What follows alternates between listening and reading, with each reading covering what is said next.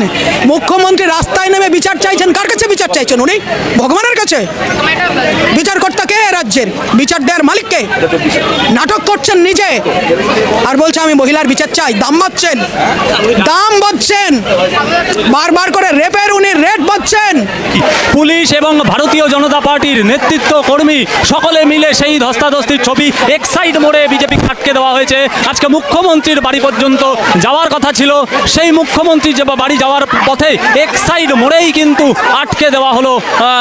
একেবারে চারিদিকটা একেবারে খণ্ডযুদ্ধে মহিলা মোর্চা, বিজেপির মহিলা মোর্চার পক্ষ থেকে কিন্তু আজকে এক্সাইড মোড় থেকে একেবারে মুখ্যমন্ত্রীর বাড়ি পর্যন্ত যাওয়ার কথা ছিল।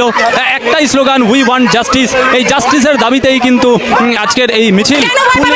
দিনের পর দিন একটার পর একটা পশ্চিমবঙ্গের মানুষের উপরে তিনি অত্যাচার করে যাচ্ছেন, মিথ্যে কথা বলছেন, নিজে গুন্ডা লাগিয়ে আর্জি করে ভাঙচুর করে আমাদের নামে দোষ দিচ্ছেন, বলছেন বামের নামে এক হচ্ছে, নিজের সমস্ত প্ল্যান মাফিক করে সবাই মিথ্যা কথা বলছে। খালি উনি সত্য কথা বলেন, একা উনি সত্যবাদী, আর প্রত্যেকটা পশ্চিমবঙ্গের মানুষ মিথ্যা কথা বলে।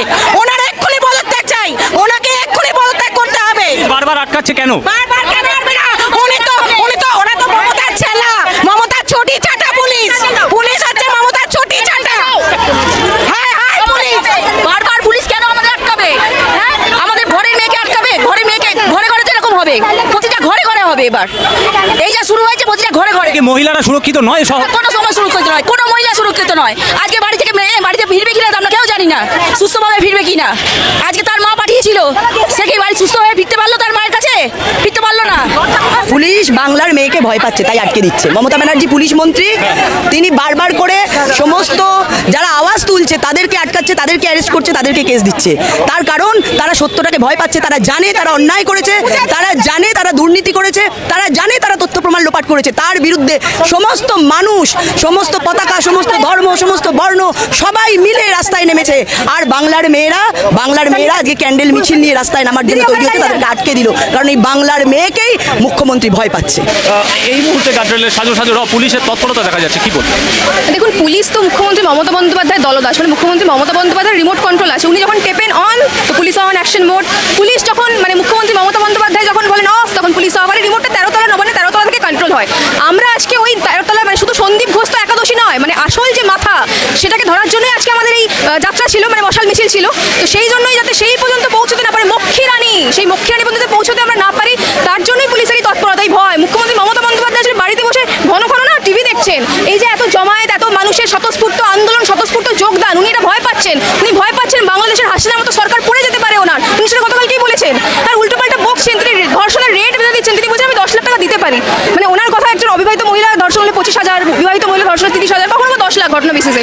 তো এই যখন পরিস্থিতি, তখন মুখ্যমন্ত্রী মমতা বন্দ্যোপাধ্যায় ভয় পেয়েছেন। এই যে গার্ডরেলগুলো দেখছেন, এগুলো সেই ভয়ের প্রতীক, আর কিছুই না। সততার প্রতীক বলে নিজেকে দাবি করা বাংলার মেয়ে মমতা বন্দ্যোপাধ্যায় বলে নিজেকে দাবি করা মুখ্যমন্ত্রীর ভয়ের প্রতীক, এগুলো সততার প্রতীক আসলে নয়। জিনিস বুঝতে পারছি না, বিজেপি মুভমেন্ট করলেই বারবার এরকম হচ্ছে কেন? অনেকেই তো মুভমেন্ট করছে। বিজেপি প্রধান বিরোধী দল, উনি জানেন বিজেপি চাইলে, বিজেপি যদি মানুষকে মোবিলাইজ করে আন্দোলন করতে পারে, তাহলে ওনার আসন টলমল হয়ে যেতে পারে। উনি সেই ভয় একাধিকবার পান, নাইট মেয়ার হয়, আতঙ্ক হয়, উনি রাতে ঘুমোতে পারেন না, সেই জন্য এরকম করেন। আর এটা বিজেপির আন্দোলন, প্রধান বিরোধী দল হিসেবে এটা আমাদের দায়িত্ব, আমাদের কর্তব্য। রাজ্যে এই ধরনের কোনো ঘটনা ঘটলে, যখন নিয়ম শৃঙ্খলার প্রশ্নের মুখে পড়বে, নারী নিরাপত্তা প্রশ্নের মুখে পড়বে, আমরা তখন আন্দোলন করব, আমরা পথে নামবো, আমরা পথেই থাকবো। পথের দাবি আমরা পথেই আদায় করে নেব।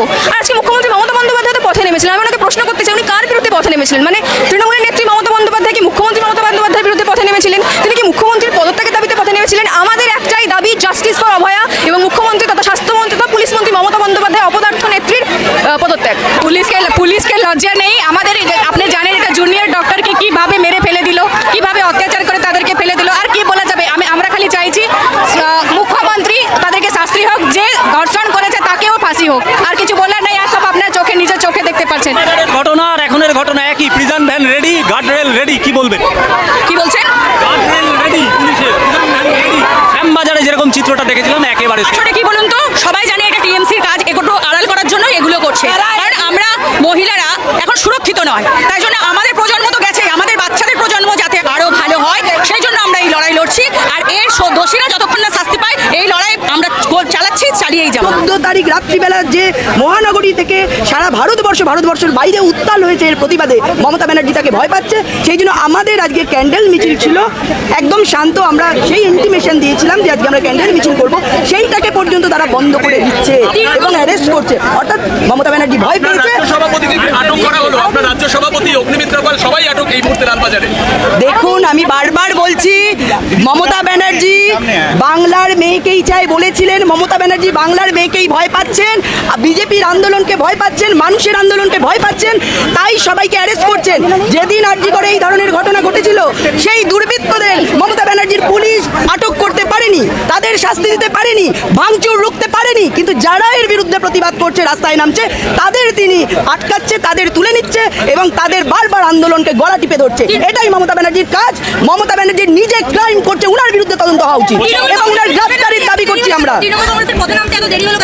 তৃণমূল কংগ্রেস ভাবছিলেন কিভাবে মোটটা ঘোরানো যায়, ধীরে ধীরে আরজি করের নথি কিভাবে লোপাট করা যায় প্রথম দিন থেকে চাইছিলেন। সিবিআইকে দেওয়ার পরেই এই মবকে দিয়ে 14 তারিখে তুলে আর্টিফিশিয়াল ভাবে এই যে ঘরে খুন হয়েছিল সেই ঘরের তথ্য প্রমাণ, সেমিনার রুমের তথ্য প্রমাণ লোপাট করতে চেয়েছিলেন। তো তারা যেহেতু থার্ড ফ্লোর বলেছে, তারা সবাই বুঝতে পারেননি। সেই জন্য দেখুন, থার্ড ফ্লোরের সেমিনার হল সব ভাঙচুর করেছে, তারা ফোর্থ ফ্লোর যে থার্ড ফ্লোর সেটা বুঝতে পারেনি, সেই জন্য ওই সেমিনার হলটা ভাঙচুর করেনি। ভগবান আছেন, যারা অন্যায় করেছেন তাদের বিচার চাই এবং যারা এই ধরনের তথ্য প্রমাণ লোপাট করছেন তাদেরও আমরা গ্রেপ্তার চাই।